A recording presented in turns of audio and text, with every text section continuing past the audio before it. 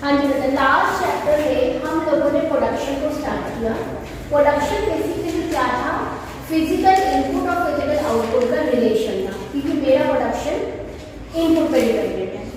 अब जो क्वेश्चन अपने चैप्टर हम स्टार्ट करें वो ये है कि अगर हमने इनपुट को हायर किया है तो मुझे पेमेंट भी तो करनी है मुझे। अगर मैंने लैंड यूज किया है तो मुझे रेंट देना है, लेबर यूज किया है उसे वेजेस देने हैं, किसी से पैसा लिया कैपिटल लगाई है इंटरेस्ट देना है, और क्योंकि मैं लिस्ट बना रही हूँ ऑर्गेनाइज कर रही हूँ तो प्रॉफिट और लॉस को क्लियर करना है। In this chapter we'll study about whatever the amount a producer has to spend on the production of a commodity, हम उसको डिस्कस करेंगे। यानी अब इस चैप्टर में जो फिजिकल यूनिट लास्ट चैप्टर में लगाई उस पर अब हम लोग का मॉनेटरी इकोनॉमिक एक्सप्रेशन होगा वो यहाँ पे डिस्कस किया जाएगा। सो नाम कह रहे हैं कॉस्ट ऑफ प्रोडक्शन। एक प्रोड्यूसर दो तरह की कॉस्ट को बेयर करता है, एक प्रोडक्शन करने के लिए और एक सेल करने के लिए। तो जैसे कुछ इनपुट्स लगाए टू प्रोड्यूस, जैसे अभी हमने बात की कुछ फैक्टर इनपुट और कुछ नॉन फैक्टर इनपुट, जो पैसा हमने उसको स्पेंड किया that is the cost of production. उसके बाद आफ्टर से या सेल करने में एडवर्टीजमेंट हो गई है, कुछ पैकिंग हो गई है, कुछ कैरेज हो गया, ये सारी चीज़ें आफ्टर सेल सर्विस, ये सारी चीज़ें हमारी आगे सेल की कॉस्ट को करती है, सेल की कॉस्ट को अफेक्ट करती है। इस चैप्टर में हम लोग सिर्फ प्रोडक्शन की कॉस्ट को एक्सप्लेन करेंगे, सेल से हमारा कोई लेना देना इस चैप्टर में नहीं रहेगा। Cost of production, the amount spent on a production of a commodity for hiring fixed factor as well as variable factor. हमारी थ्योरी शॉर्ट रन थ्योरी है। शॉर्ट रन में दो तरह के फैक्टर्स हैं, हमेशा कॉस्ट भी दो तरह की चलती रहेगी, फिक्स्ड कॉस्ट एंड वेरिएबल, क्योंकि लॉन्ग रन में फिक्स्ड कॉस्ट नहीं होगी, सिर्फ वेरिएबल कॉस्ट होगी। तो अब यहाँ पर हम सारी तरह की कॉस्ट को एक्सप्लेन करेंगे। तो पहले हम शुरू करते हैं कि हमारे पास जब हम कॉस्ट की बात करते हैं खर्चे की, तो खर्चे कितने कितने तरह के होते हैं। तो सबसे पहले हम बात करते हैं एक्सप्लिसिट कॉस्ट। पहले सबसे पहले एक आता है अपॉर्चुनिटी कॉस्ट। हमारे फर्स्ट लेसन में भी कंसेप्ट था ये।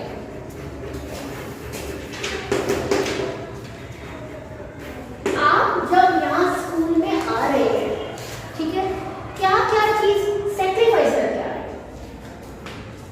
हैं? क्या चीज? स्लीप परफेक्ट है। और 12:30 बजे तक कौन सोता है? दोपहर में सो सकते हैं, ऐसे अंडरएस्टिमेट ही करते किसी की नींद होगा। आप घर का आराम, कंफर्ट, स्लीप, ये सब टेंशन, जाना, यूनिफॉर्म पानी है, ये सभी चीजें, और आज के कोरोना के दिनों में तो रिस्क फैक्टर है लेके चलते हैं, ठीक है। ये अपॉर्चुनिटी कॉस्ट को हम अपॉर्चुनिटी लॉस्ट भी बोलते हैं। क्या छोड़ा? वो फिल्म थी ना बाजीगर, कुछ पाने के लिए कुछ हारना भी पड़ता है, जीत के लिए हारना भी पड़ता है, दैट इज अपॉर्चुनिटी कॉस्ट। एक चीज का नेक्स्ट बेस्ट ऑल्टरनेट क्या है? That is the opportunity cost, या अपॉर्चुनिटी जो हमें लॉस करती है। एक जमीन का टुकड़ा है, अब आप इकोनॉमिक्स क्या होता है, एक जमीन का टुकड़ा है, हमने पहले लेक्चर में कहा था रिसोर्सेज आर लिमिटेड, पहले दिन से पढ़ रहे हैं। उस जमीन पर या तो आप राइस को ग्रो कर सकते थे या आप वीट को ग्रो कर सकते थे, दोनों ऑप्शन नहीं थे क्योंकि हमारे पास लिमिटेड रिसोर्सेज है। आपने राइस की प्रोडक्शन को ऑप्ट किया, आपने कहा इस जमीन पर मैं चावल करूंगा। आपने क्या सेक्रीफाइस कर दिया? वीट की आउटपुट, वीट की प्रोडक्शन। तो वीट की प्रोडक्शन की value will be the opportunity cost of having the production of rice. एक चीज को पाने के लिए जो दूसरी चीज आपको छोड़नी पड़ रही है, that is the opportunity cost of getting something, क्योंकि वो अपॉर्चुनिटी हमने लॉस्ट कर दी है टू गेट दिस अपॉर्चुनिटी। एक और एग्जांपल, अभी मैं स्कूल की जॉब कर रही हूँ and I am getting a salary of let us suppose 1 lakh rupees, मिलनी नहीं चाहिए, ठीक है, लेट अस सपोज, मैं तो अच्छा सोचूं 1 लाख तक मैं 1 करोड़ से ज्यादा हो गया, 1 लाख रुपये से बोल मुझे मिला। मेरे को कोई इंस्टीट्यूट वाले कॉल करते हैं और कहते हैं कि मैम आप हमें ज्वाइन कर लीजिए। अब मैं उनसे कम लाख रुपये मांगूंगी कि नहीं मांगूंगी? This will be the opportunity cost of getting some another job. तो जो ऑल्टरनेट आपकी सर्विस का नेक्स्ट बेस्ट ऑल्टरनेट क्या है? मुझे वहां पे 1.25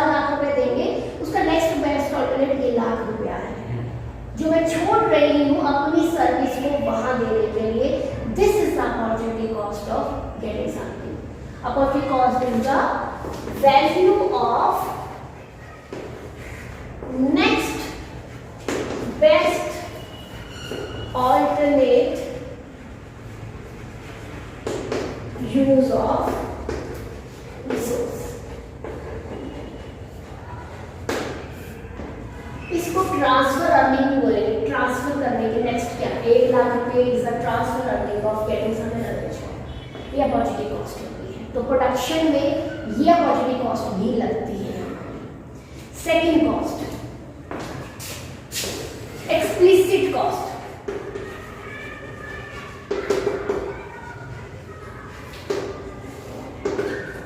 जो पैसा एक प्रोड्यूसर अपनी फर्म के बाहर पे करता है, प्रॉफिट एंड लॉस अकाउंट बन गया तुम्हारे, अकाउंट्स में शुरू हो गया, ट्यूशन पे हुआ तुम्हारे, जिसने भी तुमने बाकियों को सबने ट्यूशन लगा लिया अकाउंट्स की क्या,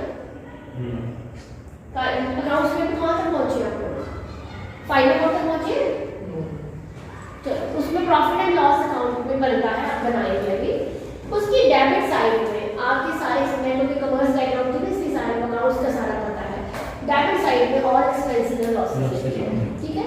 तो जो पेमेंट आप इलेक्ट्रिसिटी बिल, लेबर के वेजेस, ये सारे जो भी पे करते हैं डेबिट साइड में चार्ज करते थे, सैलरीज वगैरह, तो जो अमाउंट आउटसाइड द फर्म जा रहा है फॉर द प्रोडक्शन, वो उसको एक्सप्लिसिट कॉस्ट बोलते हैं। Normal, this is a simple definition, the amount which is paid outside the firm.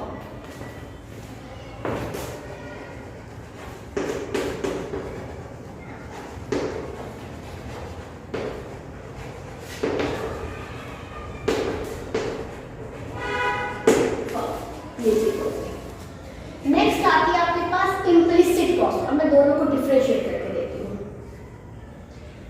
अगर ये स्कूल मेरा अपना होता, मतलब मैं ऑनर होती या मैं एम्प्लॉई होती, पर अदरवाइज अगर ये कोई प्राइवेट स्कूल होता और मैं उसकी ऑनर होती और मैं यहाँ पर खुद पढ़ा रही होती, ठीक है, तो एक टीचर की सैलरी मैंने बचा ली, है ना।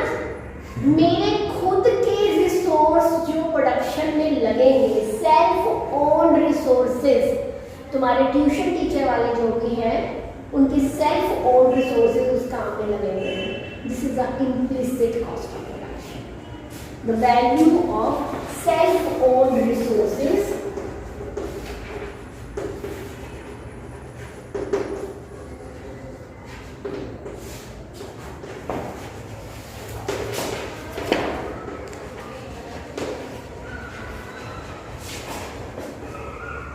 used in the production।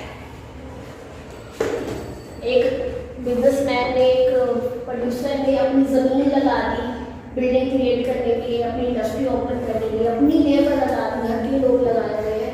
तो अगर वो यहाँ ना काम कर रहे होते तो किसी और के लिए काम कर रहे होते, कमा रहे होते ना, तो एक खर्चा, एक इनकम आपने छोड़ दी अपने यहाँ लगने के लिए, एक इनकम छोड़ दी ना, तो छोड़ेंगी तो तुमने अपनी जगह लगा दी।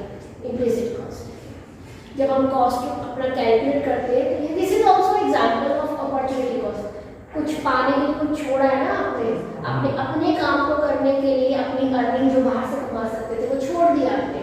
This is also an example of opportunity cost. तो इम्प्लिसिट कॉस्ट का फर्क ये है कि ये सिर्फ अपने रिसोर्सेज जो अपने काम में लगाए, अपॉर्चुनिटी कॉस्ट तो कोई हो सकती है छोड़ने के लिए। उसके बाद फोर्थ आता है रियल कॉस्ट। रियल इनकम कराई थी, यस क्या होती है?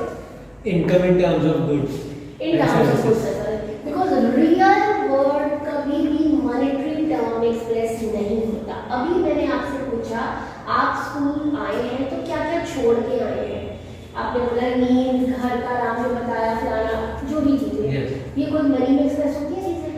This is the real cost of production. एक काम को करने के लिए जितने भी पेन्स, टेंशन, स्ट्रेस, डिस्कम्फर्ट आप बियर करते हैं, that is the real cost of production. एक दिन मैं क्लास में, रात की क्लास में लेट हुई थी, याद हो अगर आपको, आप चल गई थी कि यार बच्चों को टाइम दिया हुआ है और वो दिमाग में चलता है, ये दिमाग में जो चलता है स्ट्रेस फैक्टर।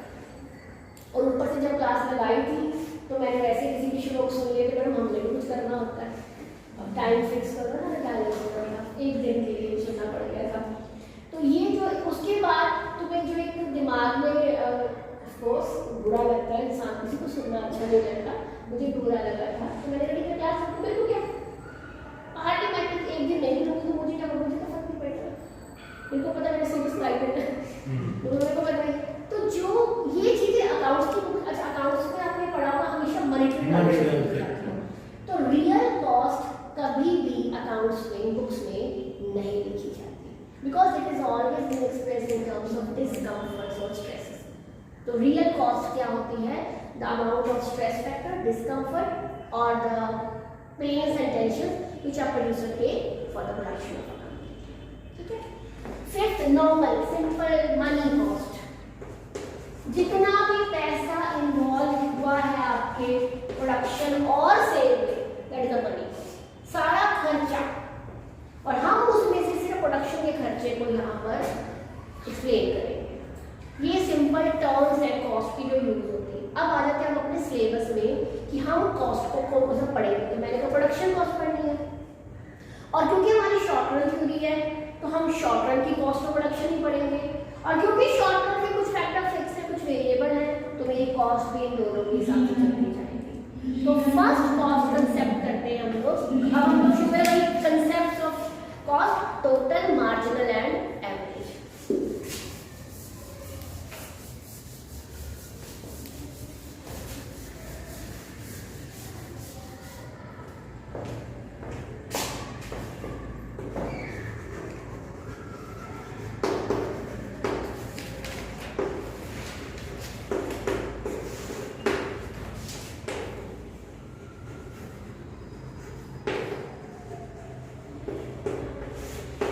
सिंपल टोटल, जितना पैसा आपने खर्चा है for the production of a community for hiring the services of fixed factor as well as variable factor, that is the total cost of production.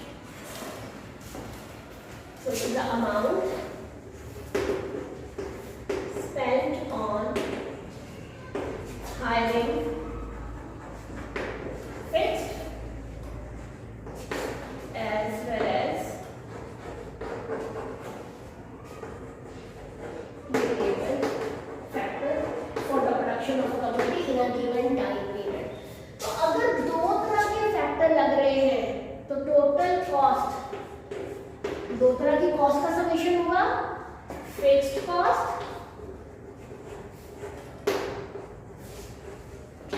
Plus variable cost.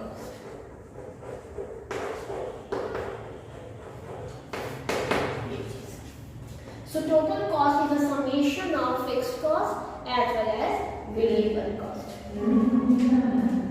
तो मेरा first part है what do we mean by fixed cost। इसमें 2-3 चीजें मुझे बताना। Suppose तुम एक producer, तुम अपना काम शुरू, पढ़ाई अपनी होगी और तुमने अपना काम शुरू करना है। सबसे पहले आपने देखा कि मैं ये काम करता हूँ, कुछ भी, ये का मतलब क्या करना चाहते हो, कुछ भी काम करता हूँ, बिजनेस के काम से, बिजनेस के काम से। हाँ, अगर फैक्ट्री सेटअप करना है, सपोज फैक्ट्री सेटअप करना है, ठीक है, चलो कोई भी किसी भी काम को करने के लिए फैक्ट्री लगाना, सपोज वुड वर्क कर रहे हो, प्लाई का काम कर रहे हो, एनी कुछ भी काम, चल तेरा जो भी तुम्हारा ठीक है, जो भी। पहली चीज जब आपने सोच लिया, अपने दिमाग में इमेजिनेशन प्लानिंग हो गई कि मैंने ये काम करना है, सबसे पहला फैक्टर क्या ढूंढोगे? सबसे पहला फैक्टर क्या ढूंढोगे? Land setup. सबसे पहले तो कहाँ पे, लोकेशन, जमीन, बिल्डिंग, जो भी चीज है, ये फिक्स फैक्टर है कि वेरिएबल फैक्टर है? फिक्स है। सपोज पहली चीज परफेक्टली आंसर है कि आपने सबसे पहले जमीन ले ली, लैंड में बिल्डिंग कहते हैं, लैंड एंड बिल्डिंग, ठीक है। काम अभी शुरू नहीं हुआ, काम अभी शुरू नहीं हुआ, आपने जमीन ले ली किराए पे या खरीदी, जो भी किया, खर्चा शुरू हो गया, खर्चा शुरू हो गया ना किराए का, ठीक है। जीरो प्रोडक्शन पर भी खर्चा हो रहा है, यस, तो फिक्स्ड कॉस्ट यहीं से निकल जाएगी। पहली तो डेफिनेशन, फिक्स्ड कॉस्ट वो होती है जो अमाउंट हम स्पेंड करते हैं किस पर, spend on fixed factor.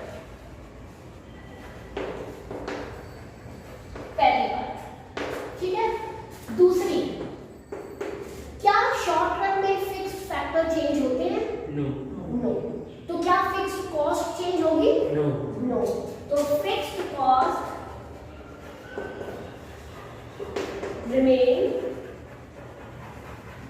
constant. Okay, 2 point. चलो तीसरी बात अभी मैंने जो बोली, आउटपुट 0 है even then rent has started, ठीक है। और जब आप आउटपुट को शुरू कर देंगे तो भी रेंट तो सेम ही रहेगा, Yes. क्योंकि फिक्स कॉस्ट तो कांस्टेंट रहती है। Yes. तो चाहे आउटपुट 0 हो चाहे वो अनलिमिटेड हो, the fixed cost will remain constant. If the output is, output लिखा मैंने, OOP is 0, there will be some क्या fixed cost and that will remain, it will remain constant whatever the level of output is। और ये रहेगी बशर्ते आपका एक agreement है कि साल के बाद रेंट बढ़ता है, वो भी फिक्स करके आगे की चीज है, वो भी कांस्टेंट होता है। तो 0 पर भी होता है। यूटिलिटी हमने चैप्टर किया था, यूटिलिटी कब मिलती है, जब आप कंजम्पशन करते हो, यानी वो आउटपुट खाने से शुरू होती है। प्रोडक्शन का लेसन किया था, प्रोडक्शन कब स्टार्ट हुई थी, जब हमने लेबर लगाया था, यानी 0 लेबर में 0 प्रोडक्शन। मैं नहीं आऊंगी तो क्लास नहीं होगी, मुझे इकोनॉमिक्स क्लास नहीं पढ़ाएगा ना कोई, 0 प्रोडक्शन होगी। लेकिन कॉस्ट के लेसन में हमने ये पढ़ लिया कि 0 प्रोडक्शन होने के बावजूद भी कॉस्ट होती है। यानी इस चैप्टर में, अभी न्यूमेरिकल हमने किसी चैप्टर के नहीं किया ना, इस चैप्टर के जब हम न्यूमेरिकल करेंगे तो 0 से स्टार्ट होगा, ठीक है। क्योंकि मैं न्यूमेरिकल छोड़ रही हूँ, एक रिवीजन का पार्ट बनेगा मेरे लिए। जब मैं क्वेश्चन कराऊंगी ना तो सारा चैप्टर आपको याद होना चाहिए, तब इसे छोड़ ही जाती हूँ तो तभी तुम पढ़ोगे, ठीक है। अब हम लोग, ये हमारी डेफिनेशन होगी, थ्योरी पार्ट हो गया। और एग्जांपल अगर देनी है तो रेंट ऑन बिल्डिंग और the salaries of permanent employees. जो किसी भी इंस्टीट्यूशन में परमानेंट एम्प्लॉइज होते हैं, रेगुलर एम्प्लॉइज होते हैं, वो छुट्टी भी ले ले, इवन देन वो क्लास में आए ना आए तो भी सैलरी को जब कोरोना के टाइम पे जिन्होंने क्लासेस नहीं ली उनको भी मिली, आपको भी मिली, एक ही बात। मेरे को भी मिली है, तो मैं रेगुलर पे मैं रेगुलर एम्प्लॉइज हूँ, मैं कॉन्ट्रैक्ट बेसिस 18 साल से मैं आधी सैलरी पे हूँ, खुद की सैलरी, और मैं अपना बायोडाटा एक चीज़ है। तो ये हमारा छुट्टी पार्ट और एग्जाम्पल मैं आपको भी दे सकती हूँ, जो हमारे फिक्स रेंट और बिल्डिंग सैलरी और परमानेंट एम्प्लॉय, ये हमारी उसकी था। अब हम अगले पार्ट पे शेड्यूल बनाएंगे, डायग्राम बनाएंगे, बहुत ही आसान बनता है। आउटपुट फिक्स्ड कॉस्ट, मैंने बोला फिक्स्ड कॉस्ट 0 पर स्टार्ट हो जाती है, 0 पर भी आपका किराया 10 रुपये स्टार्ट हो गया, ठीक है। फिर आउटपुट चाहे 1 हो, that will remain constant as then, 2 हो तो भी 10 रहेगा, 3 हो तो भी 10 रहेगा, 4 हो तो भी 10 ही रहेगा। शेड्यूल कर लिया, अब आपको डायग्राम किया, इन 2 चीजों का रिलेशन दिखाया, output and fixed cost, output and fixed cost.